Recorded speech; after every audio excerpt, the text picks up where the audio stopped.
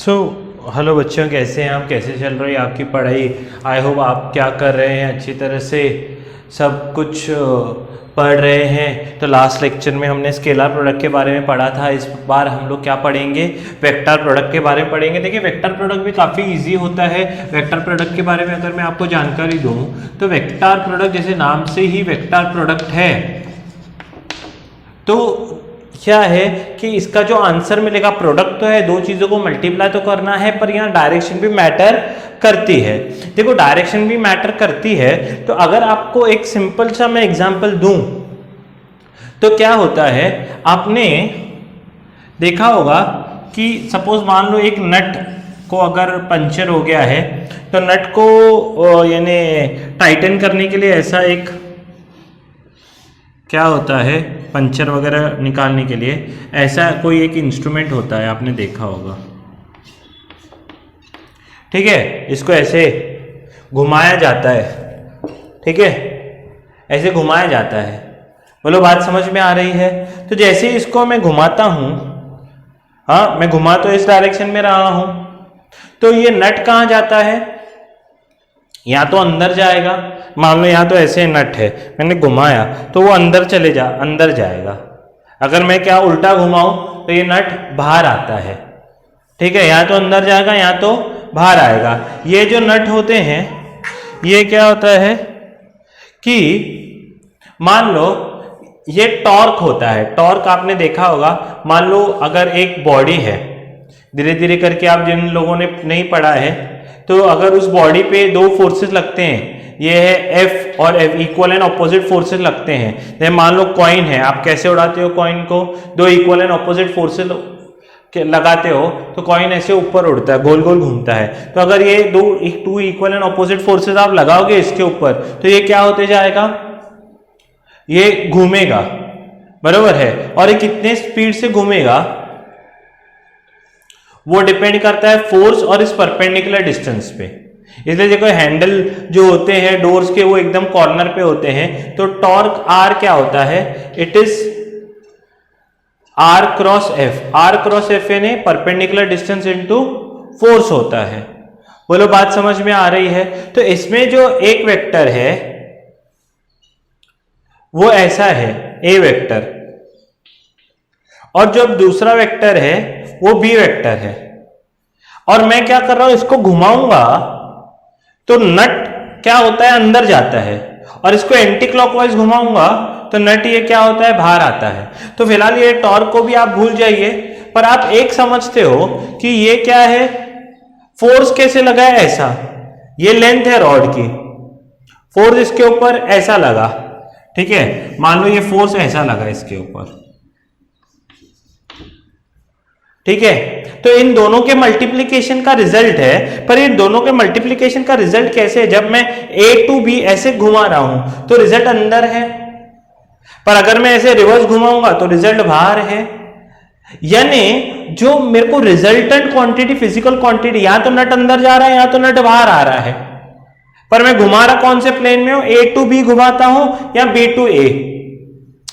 एक a physical quantity है और एक बी फिजिकल क्वांटिटी है। तो या तो मैं ए टू बी घुमाऊंगा या बी टू ए घुमाऊंगा। तो जब ए टू बी है, ये फोर्स है, ये मान लो लेंथ है ना, ये लेंथ है ऐसे ए, और बी ऐसा है, इसको ही मैं शिफ्ट करके क्या कर रहा हूं? इधर शिफ्ट कर रहा हूं, बराबर है। तो ए टू बी घुमाऊंगा तो ऐसे अंदर जा रहा है, तो इसको ऐसे अभी से तीसरी डायरेक्शन हम ऐसे रिप्रेजेंट करते हैं। ठीक है, तो अगर डॉट करके मैं ऐसे घुमाऊं, इसका मतलब अंदर की तरफ, और क्रॉस करके ऐसे लिखूं तो ये बाहर की तरफ होती है। Dot means inside the page, inside, और क्रॉस मींस आउटसाइड। तो तीसरी डायरेक्शन हम लोग अभी से ऐसे लेंगे, तो ये या तो इनसाइड जाएगा या तो आउटसाइड आएगा। कहने का मतलब क्या होगा, वही मैं जब सोचो, हाँ, अगर मैं क्या करता हूं, ये मेरा एक वेक्टर है, ये दरवाजा है, ये दरवाजे की लेंथ ऐसी है और यहां पर हैंडल रहता है। मैं इसको पुश करता हूं, फोर्स ऐसे लगाऊं। ठीक है, दरवाजे को मैंने ऐसे पुश किया अंदर की तरफ। ठीक है, ऐसे जोर से फोर्स अंदर की तरफ दिया तो घूमेगा तो ऐसा ही। कहने का मतलब कई बार ऐसे होता है कि हमको दो क्वांटिटीज मल्टीप्लाई करनी होती है, पर उनका डायरेक्शन क्या होता है, दोनों को, अभी देखो A to B मैंने घुमाया तो डायरेक्शन दोनों को परपेंडिकुलर है ना। अगर आप याद करोगे तो आपने ये पढ़ा है left hand rule. Left hand rule में क्या होता है, या राइट हैंड रूल के करंट में पढ़ा है ना। Imagine you are holding a conductor in your left hand, if the forefinger indicates magnetic field, central finger indicates current, then thumb will indicate force. देखो थंब इन दोनों को परपेंडिकुलर है बाहर की तरफ, या दोनों को परपेंडिकुलर है अंदर की तरफ, या दोनों को परपेंडिकुलर होगा ऊपर की तरफ। तो ऐसे भी बहुत सारे क्वांटिटीज, बहुत सारे रिजल्ट। ये लेफ्ट हैंड रूल आपके सामने ही है, ये आपने 10th स्टैंडर्ड में पढ़ा है। Imagine your stretch your forefinger, middle finger and thumb such that they are mutually perpendicular to each other. If forefinger indicates field, thumb indicates central finger indicates current, then thumb will indicate force on the conductor. तो actually जो given दो quantities हैं, मेरे पास magnetic field है और current है, इनकी तो डायरेक्शन ऐसी है, एक ए ऐसा है और बी मान लो ऐसा होगा, इसको परपेंडिकुलर, पर जो रिजल्टेंट आता है ये इसके ऊपर आता है। इन दोनों की वजह से ये आर प्रोड्यूस हो रहा है ना, फोर्स, ये दोनों को परपेंडिकुलर है, ये दोनों को क्या है, परपेंडिकुलर है। तो कई बार जो दो फिजिकल क्वांटिटीज का रिजल्टेंट होता है वो दोनों को परपेंडिकुलर आता है, ठीक है। और ये जो रिजल्टेंट दोनों को जब परपेंडिकुलर आता है, ये जो रिजल्टेंट जब दोनों को परपेंडिकुलर अलोंग द डायरेक्शन था तो हम डॉट प्रोडक्ट यूज करते हैं, दोनों को परपेंडिकुलर होता है तो हम लोग क्या यूज करते हैं, वेक्टर प्रोडक्ट यूज करते हैं। तो vector product is found out when resultant physical quantity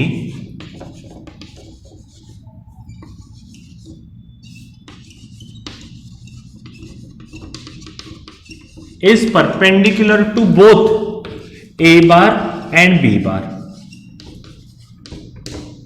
वो कैसे निकालना है, क्या निकालना है, वो बाद में समझेंगे, पर पहले धीरे धीरे आप ये समझो कि अगर दो वेक्टर्स ऐसे हैं जिनका रिजल्टेंट अलोंग ए होगा या बी होगा, वो हमने डॉट प्रोडक्ट में मैंने आपको सिखाया।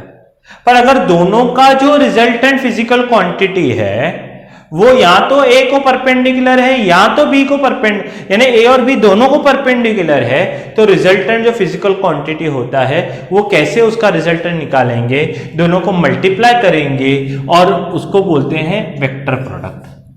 ठीक है, समझ में आ रहा है, समझ में आ रहा है। तो वेक्टर प्रोडक्ट इस तरह से निकालते हैं, और वेक्टर प्रोडक्ट जो होता है उसके बारे में और जानकारी मैं दूंगा, पहले आप इतना लिख लीजिए तो फिर मैं आपको आगे बताता हूं।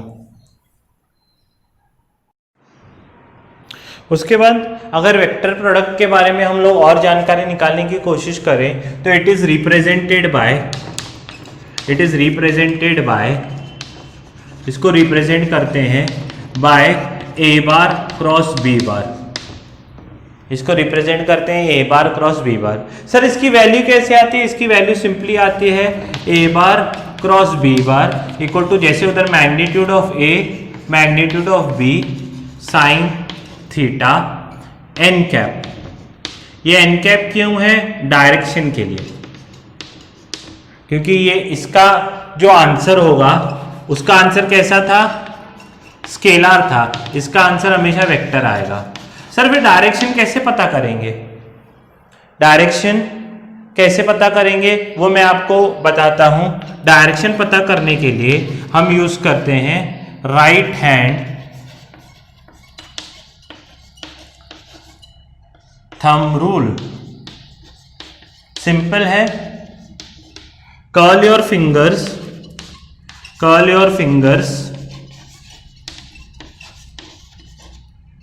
from first vector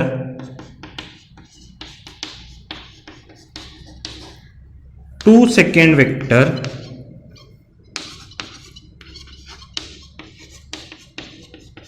then thumb will indicate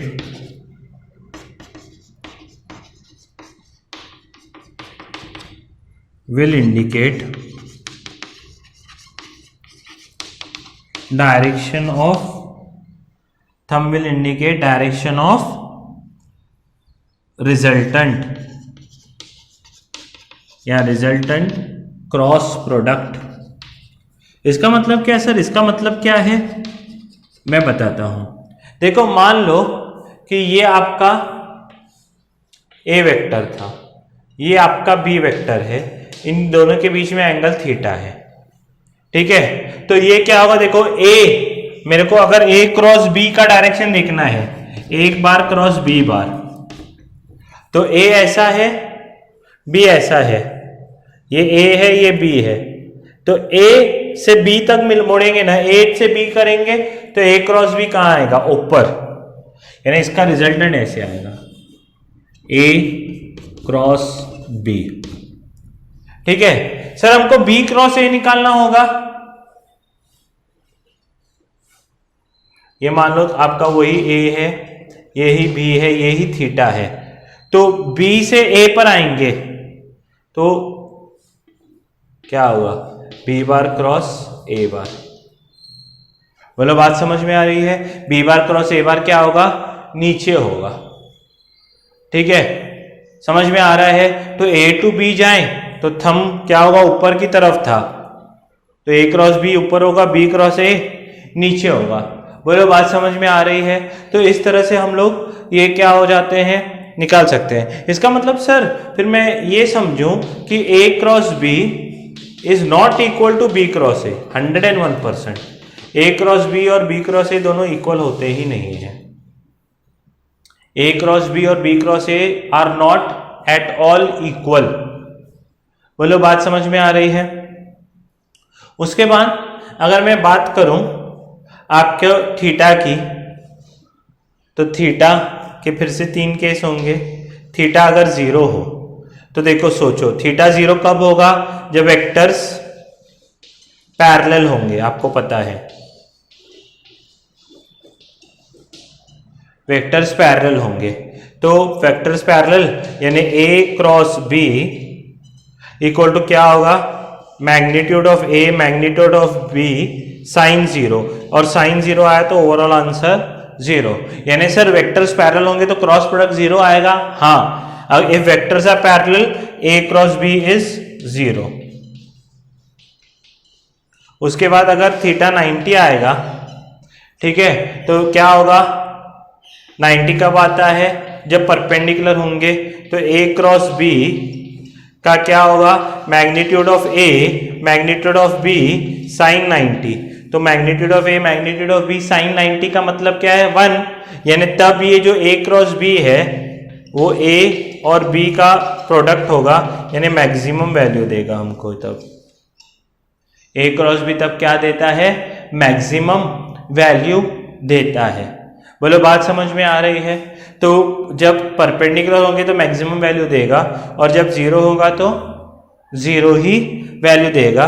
और 180 डिग्री पे भी ये क्या देता है, पैरेलल हो या एंटी पैरेलल हो, 0 ही देता है। बोलो बात समझ में आ रही है? तो इतना आप लोग करो, तो फिर मैं आपको आगे वाले प्रॉपर्टीज बताता हूं।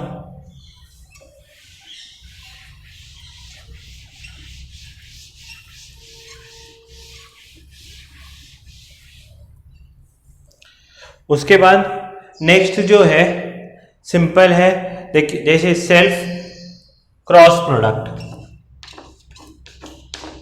सेल्फ क्रॉस प्रोडक्ट,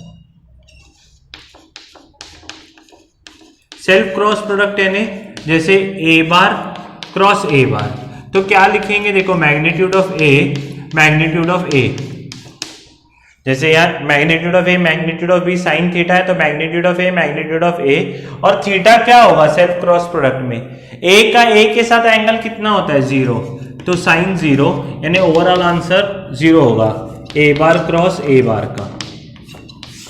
बोलो बात समझ में आ रही है? अगर खुद के साथ ये एंगल निकालेंगे तो 0 आएगा, क्योंकि खुद के साथ एंगल हमेशा कितना होता है, 0 ही होता है। उसके बाद सेम वे में अगर मैं आई कैप क्रॉस आई कैप करूंगा तो क्या आएगा, आई क्रॉस आई, जैसे ए क्रॉस ए 0 है, आई क्रॉस आई 0 होगा, जे क्रॉस जे 0 होगा और k क्रॉस k 0 होगा। बोलो बात समझ में आ रही है? देखो अगर मैं i क्रॉस j लिखूंगा तो देखो ये क्या होगा, magnitude of i, magnitude of j, i क्या है अलोंग x एक्सिस, j क्या है अलोंग y एक्सिस, ठीक है, i क्या है अलोंग x एक्सिस, j क्या है अलोंग y एक्सिस, तो k क्या आएगा अलोंग z एक्सिस। तो i magnitude of i magnitude of j sine 90, और डायरेक्शन क्या होगा, देखो i क्रॉस j, डायरेक्शन कहाँ आ रहा है अलोंग k, यानी जो actually a bar cross b bar क्या होता है आपको मैंने बताया, a bar cross b bar होता है magnitude of a magnitude of b sine theta into n cap, where n cap represent direction, तो i cross j sine theta into k cap, तो ये 1 होगा, 1 इंटू 1 इंटू ये k, तो i cross j आता है k, हाँ i cross j करोगे तो k आएगा।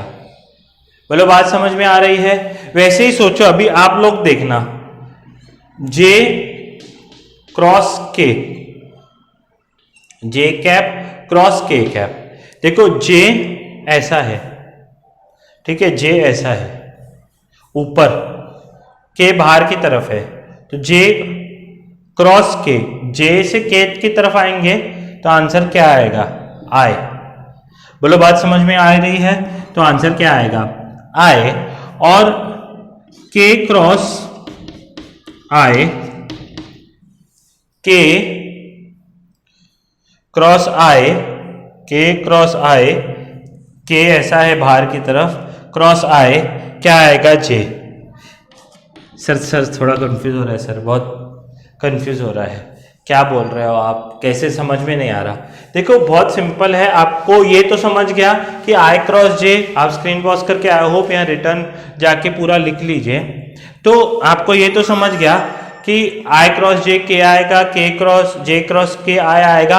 याद कैसे रखना है, आप क्या करें, i ऐसे लिखो, j ऐसे लिखो, k ऐसे लिखो, ठीक है,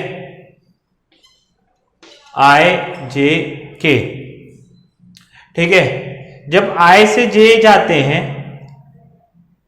j से k जाएंगे, या तो ऐसे, अगर ऐसे घूम रहे हैं i से j गए तो आंसर k आएगा, i से j गए तो आंसर k आया, j से k गए तो आंसर i आया, k से i गए तो आंसर j आया।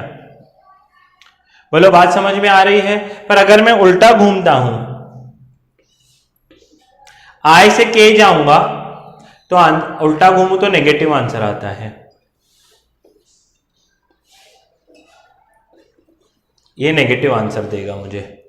यानी अगर मैं i से k जाऊं, सोचो ना, ये आपका i है, ठीक है, i से कहां जा रहा हूं मैं, k, तो ये क्या होगा, सोच के देखो, ये i ऐसा है, i से k जाऊंगा, i से i ऐसा है, k बाहर की तरफ है ना, बाहर की तरफ आ रहा हूं, i क्रॉस k आएगा, k इधर है, ये i है, ठीक है, यहां से ऐसे जाऊंगा, ऐसा रोटेट हुआ तो माइनस j होगा, हाँ ये i है, ये j है, ऊपर के मीन्स ये i है, ऊपर j है, इधर k है, सो i से k जाऊंगा, ऐसे जाऊंगा ना, ऐसे जाऊंगा तो माइनस j आएगा, ठीक है। आंसर क्या आएगा, i से k जाएंगे तो माइनस j, फिर k से j जाएंगे, k क्रॉस j जाएंगे तो माइनस i, और फिर j क्रॉस i करेंगे, j क्रॉस i करेंगे तो माइनस k आता है, और सबके ऊपर ऐसे टोपी आएगी तो ये आंसर आते हैं। तो आप क्या करोगे, इसको ये अगर ऐसे घूमेंगे तो पॉजिटिव आएंगे, रिटर्न घूमेंगे तो नेगेटिव आंसर आते हैं। बोलो बात समझ में आ रही है? तो ये क्या है, i j k के आंसर्स आपके सामने हैं। बोलो बात समझ में आई है? ये स्क्रीन पॉज करके आप लिख लीजिए और स्क्रीन पॉज करके लिखने के बाद मैं आपको आगे की चीज़ें बताता हूँ। देखिए उसके बाद अगर दो वेक्टर्स ऐसे हैं, दो वेक्टर्स अगर ऐसे हैं, मान लो ए बार है ax i plus ay j plus az k, और बी बार है bx i by j और bz k। तो ए बार क्रॉस बी बार कैसे निकालते हैं? बहुत ही सिंपल है, आई जे के लिखना है। क्या लिखना है? आई जे के। क्या कुछ हुआ क्या? आई जे के लिखना है। ये होगा ए एक्स ए वाई ए जेड। ठीक है, पहला आई जे के लिखो, उसके नीचे ए के सभी को लिख लियो। आई के साथ क्या है? ए एक्स, वाई के साथ क्या है? ए, जे के साथ क्या है? ए वाई, और के साथ क्या है? A Z. और इसमें क्या लिखना है? B X B Y B Z. ठीक है, और इस डिटर्मिनेंट को सॉल्व करोगे तो आपको आंसर आएगा। जैसे मैं आपको एक एग्जांपल के डिटर्मिनेंट कैसे सॉल्व करते हैं वो मैं बताता हूँ, आपने 10th स्टैंडर्ड में किया भी होगा। आई कैप क्या लिखता हूँ मैं? मान लो 2i plus 3j minus 5k, और बी कैप लिखता हूँ मैं i plus 2j plus 3k। ठीक है, तो ए क्रॉस बी निकालना होगा, तो ए बार क्रॉस बी बार कैसे निकालूंगा? ये निकालूंगा आई जे के, तीनों को लिख लो आप, तीनों को कैप दे दो। ए के जो कोऑर्डिनेट्स होंगे 2 3 माइनस 5, और ये क्या होंगे 1 2 3, ऐसे लिखेंगे। बोलो बात समझ में आ रही है? तो पहले मैं आई को सॉल्व करूंगा। पहले आई लिखो, तो आपको पता है जैसे ही आई लिखूंगा तो ये रो और ये कॉलम छोड़ देना है, तो बचेगा क्या? 3 माइनस 5 2 3। ठीक है, आई लिखोगे तो आपको ये रो और ये कॉलम छोड़ना पड़ेगा। फिर नेक्स्ट क्या लिखते हैं? माइनस जे। ये इसका सॉल्व करने का पैटर्न ही है, आई फिर माइनस जे। तब जब माइनस जे लिखोगे तो ये बीच वाला कॉलम और ये पहला छोड़ दोगे तो ये 2 माइनस 5 1 3 आएगा। और फाइनली जब के लिखोगे तो ये रो और ये कॉलम छोड़ देना है, तो बचेगा क्या? 2 3 1 2। ये क्या होगा? जिन बच्चों को नहीं आता लिख लिख के पैटर्न समझ जाता है, प्रैक्टिस के साथ आ जाएगा। तो नेक्स्ट क्या होगा? देखो आई कैप, इसको क्रॉस मल्टीप्लाई करो, ये क्या होगा? आई 3 3 जा 9, हमेशा ऐसे जाके फिर ऐसे जाना है। 3 3 जा 9, फिर बीच में minus sign, 2 into minus 5 minus 10। इसमें पहले ऐसे जाओ फिर ऐसे, तो माइनस जे, ये क्या होगा? 2 3 जा 6 माइनस 1 इंटू माइनस 5 माइनस 5 होगा, बीच में हमेशा माइनस साइन। फिर प्लस के, तो ये क्या होगा? पहले ऐसे जाओ फिर ऐसे, 4 माइनस 3। बोलो बात समझ में आ रही है? तो ये क्या हो जाएगा? 9 प्लस 10 यानी 19 आए। ये क्या होगा? 6 प्लस 5 11 मीन्स माइनस 11 जे और प्लस के। बोलो बात समझ में आ रही है? तो ये ए क्रॉस बी होगा, इस तरह से हम लोग इसको सॉल्व कर सकते हैं। तो आज मैंने सभी आपको प्रॉपर्टीज बताई हैं स्केलर प्रोडक्ट के बारे में। और देखिए ये भी एक वेक्टर ही आ रहा है, तो यानी जो मैंने आपको बताया था कि ए क्रॉस बी का आंसर एक वेक्टर आएगा, अगर वही आप डॉट प्रोडक्ट में लास्ट लेक्चर में देखा होगा तो डॉट प्रोडक्ट में फाइनल आंसर एक नंबर आ रहा था जो कि स्केलर होता है, अब ये फाइनल आंसर एक वेक्टर आ रहा है। तो जो मैंने बताया कि इसलिए इसका नाम वेक्टर प्रोडक्ट पड़ा हुआ है। तो धीरे धीरे करके कैसे इसको यूज करना है वो भी हम सीखेंगे नेक्स्ट टाइम सम्स के बारे में। और शायद नेक्स्ट टाइम का जो लेक्चर होगा वो कंसेप्चुअली लास्ट लेक्चर होगा इस लेसन का। बाकी इसके सम्स जो हैं वो बहुत सारे हम लोग आगे सॉल्व करेंगे। ठीक है।